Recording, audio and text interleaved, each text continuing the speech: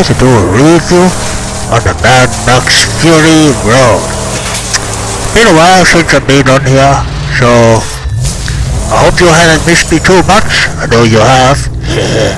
So I'm back again, because I've been playing this game now pretty much constantly for the last 2 weeks. I started playing it because they gave it away for free on PSN, and I thought, well, usually they only give away fairly sort of low selling games on there, but everybody was raving about how good it was, and that they couldn't believe they gave it away for free. So for it's time I played it, because I've had it sitting there for like 2 years. I believe this game came out in 2016, I think, at the end of it. So I thought I'd give it a go. I didn't expect to really enjoy it as much as I did, so I was pleasantly surprised. And yes, it is very enjoyable. It's actually an open world game, much the same as what you would expect in a Far Cry or Assassin's Creed Origins, or even like Just Cause. There's a lot of elements of all the 3 of those games in this, and doesn't look that heavily defended. It's a big game. I've been playing, like I said, for 2 weeks, and I'm probably only about 30% of the way through. So basically the object of the game is to take over camps and outposts, much the same as you would in Far Cry. You go up in these weather balloons, which reveal new territory, which to me is very similar like the radio towers in Far Cry, or the outpost masts and stuff like you get in Assassin's Creed. So they've copied that concept, or did they copy the concept of them? I'm not sure who came first. But anyway, it works well. It opens up the regions when you go to balloons, and it shows you what's around.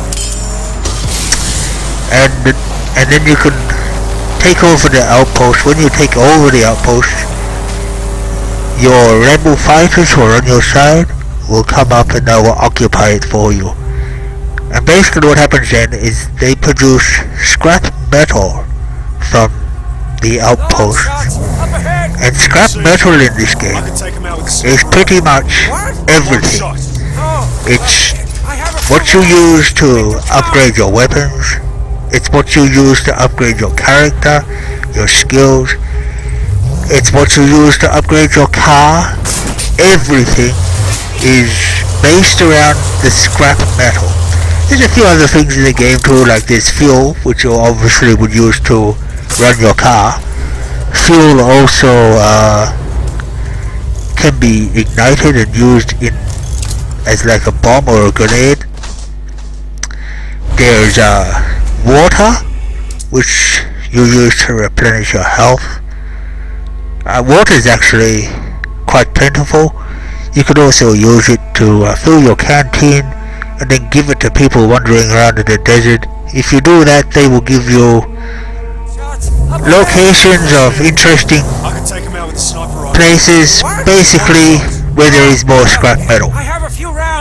There's a guy wandering around in the desert who every so often will appear, and then you have to find him, and he will level you up as you increase in your skills.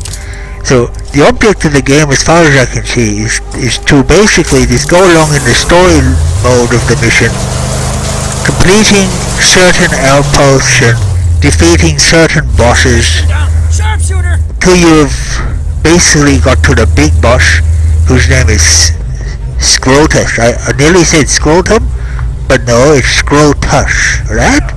So don't forget that. I haven't seen what he looks like yet, but he must be a formidable character because he's got a lot of people who are serving him. Other things you do in the game, you have to find food. Food basically restores health, much the same as water does. And well, the food. I don't know if you call it food, Buckos. Now and then you will find a dead body on the ground, and the dead body be covered in maggots. Ugh, yes, I did say the word maggots. You pick a handful of the maggots up, shove it down your neck, and they're all squirming out of your mouth, dropping down. It's really quite a disgusting sight. But I guess if I was hungry, I'd probably think about eating them. I'm gonna take a look. Maybe. I don't know. I think I might rather starve. A dead rat. Sometimes you'll come across a dead rat and you can like tear strips off him and eat him. I guess if I was hungry, I'd consider eating the dead rat. And of course, much the same in Mad Max 2, where the infamous scene where he ate the Dinky Dye dog food, you can find Dinky Dye dog food cans scattered around the place, and they also restore your health. So there's dog food, there's maggots, there's water, and there's rats. And I haven't yet created a maggot farm. Somehow you have to create a maggot farm. It's one of the leveling up parts of the game. You create it, and I'm guessing it gives you a steady supply of food. But I'll tell you what, I guess it probably wouldn't be an awful lot to eat around in a whole world that's turned into a desert. And yes, from what I can gather from the storyline, the whole world is a desert now. There is no oceans no more. There is no lakes. There's no forests. It's just all desert. So use your imagination on why it happened. Probably, I would say nuclear war. But I don't know. It could have been something else that done it. Global warming, maybe, Buckos. Who knows? All we know is we've ended up like this, and now we're reduced to eating maggots, right? Now, other things about the game. Weaponry. There's a fair few weapons in it.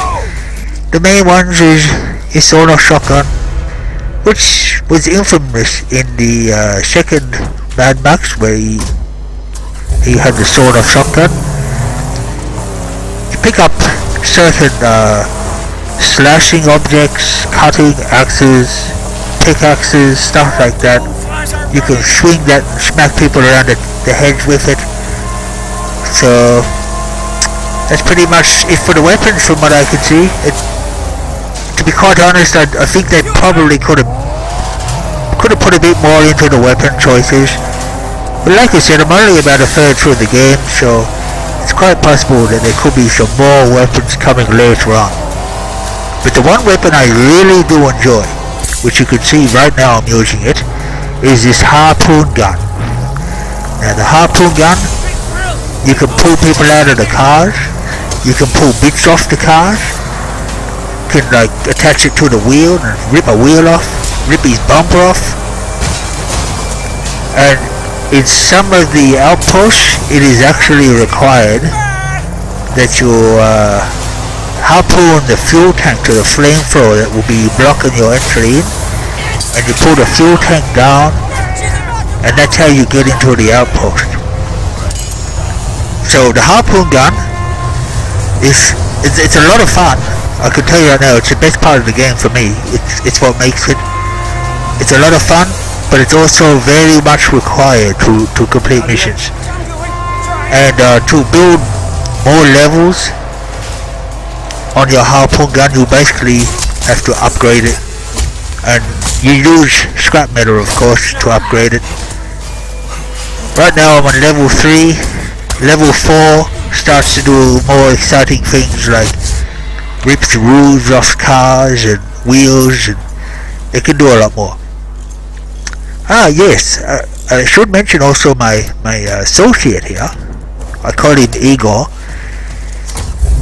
He's basically your best friend. He narrates part of the story.